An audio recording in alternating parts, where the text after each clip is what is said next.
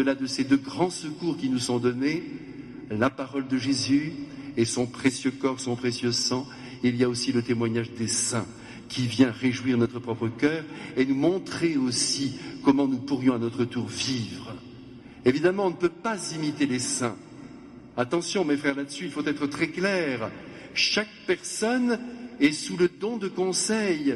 Nous sommes tous suivis par le Saint-Esprit et la sainteté de l'autre n'est pas la sainteté de l'un.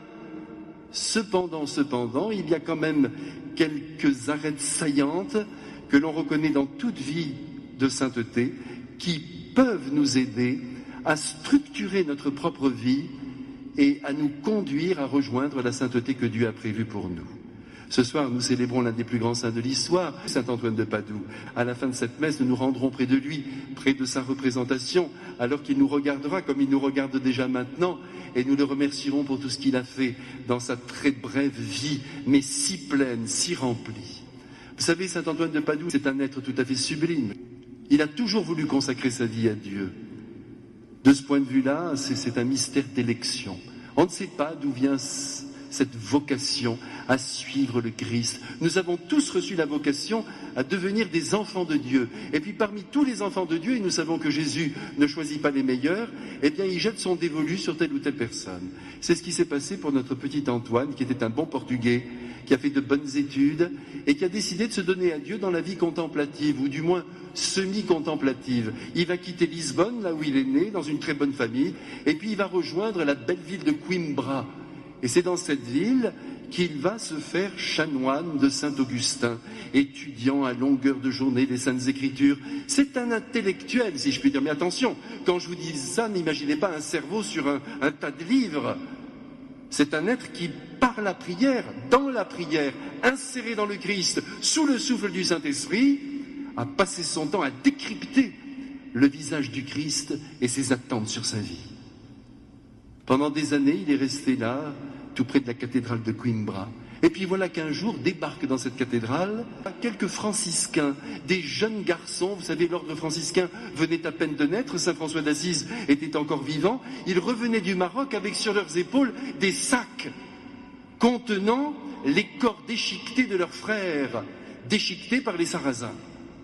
Et lorsque saint Antoine se rend compte de cette donation tout à fait unique et qu'il constate, pardonnez-moi de dire cela, que ses frères ont été mis en morceaux au nom du Christ, il se dit: je ne peux pas continuer à rester dans mon couvent. Et il décide de les suivre. Direction le Maroc, c'est sa grande idée. Il cherche le martyr, c'est le Moyen-Âge. Et là encore, nous aurions bien des exemples à prendre. Ils veulent, par le sang, prouver au Christ qu'ils l'aiment. C'est ainsi. Et normalement, mes frères, quand on aime un être très profondément, on est prêt à tout, y compris à mourir pour lui. Pas à mourir avec lui, parce que ça, c'est encore assez facile. Mais mourir à la place, ça, c'est autre chose, pour que l'autre vive. Alors, saint Antoine, comme tous les êtres qui habitaient ce temps médiéval, croyaient qu'en s'offrant de la sorte, en ayant le même sort que le Christ, des millions d'âmes seraient sauvées. C'est donc son grand désir. Alors il part pour le Maroc, mais le Seigneur a une autre idée. Des vents contraires se lèvent, le bateau ne va pas accoster, ils partent en direction de la Sicile. Et quand il arrive en Sicile, vous savez, ce cher Antoine, qui n'est pas encore appelé Antoine de Padoue, il s'appelait Fernand en vérité, de son nom de baptême, il est totalement inconnu. Il vient de quitter son beau couvent, mais personne ne le connaît. Et il va participer à ce que l'on appelle un chapitre. Il y a 3000 frères qui sont réunis autour de saint François d'Assise. Vous imaginez la joie qu'il devait y avoir à vivre ce grand moment fraternel. Mais lui, encore une fois, il n'est pas connu, il est là dans son petit coin, on ne sait même pas quoi en faire. Et alors là, il y a ce qu'on appelle les obédiences, c'est-à-dire on dit, toi frère Léon, tu vas aller à tel endroit, toi frère Jacques, tu vas rejoindre tel pays, et puis lui reste en rade. Alors comme on ne sait pas quoi faire de lui, c'est le provincial de Sicile qui décide de le prendre. Et il va rester dans un ermitage à faire la vaisselle et à balayer le sol, lui, le grand intellectuel de Dieu, pendant une année. Et puis un jour, il y a une ordination dans la région, je crois dans la ville de Forlì. Des dominicains, des franciscains doivent être ordonnés. Et puis on ne sait pas comment les choses se sont passées. Enfin, ce que je vous raconte, c'est totalement historique. Personne n'a préparé l'homélie. Tout le monde se regarde, qui est-ce qui prêche? Les dominicains disent pas nous, on n'a pas préparé. Les franciscains, mais pas nous, on n'est pas vraiment capables. Et puis, finalement, quelqu'un se tourne vers Antoine de Padoue et lui dit, écoute, puisque toi tu as étudié, monte en chair. Alors il se concentre immédiatement, c'est-à-dire, il se place sous le souffle du Saint-Esprit, il monte en chair et là, c'est l'émotion. Il séduit toute cette assemblée, personne n'en revient. C'est quelque chose de merveilleux, cette parole qui descend du ciel. Son provincial qui n'est pas fou et qui a donc l'intention de l'utiliser, parce que quand un être a un certain don, il vaut mieux l'utiliser. C'est comme ça quand on est un bon père. On veut le meilleur pour son enfant et on va dans la ligne de ce qu'il est.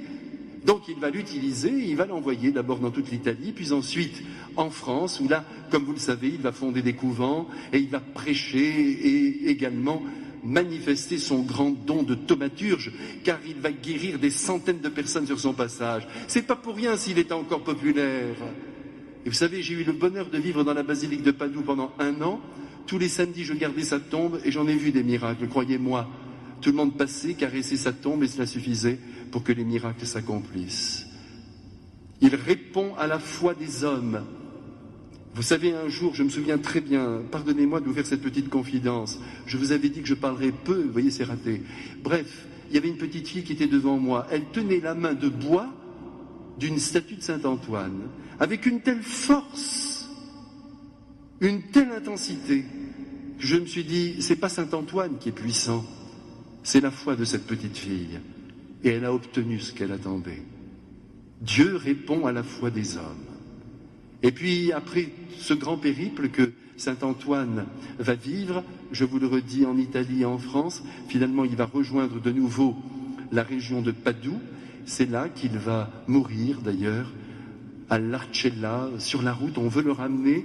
Il est tout jeune encore, car il n'a que 36 ans. Et il meurt aux portes de la ville. Mes frères bien-aimés, je voudrais ce soir que vous réalisiez avec moi que tout l'apostolat de Saint-Antoine de Padoue n'a pas dépassé 10 années. Mais en 10 ans, il a enflammé la terre. Et 8 siècles plus tard, on parle encore de lui.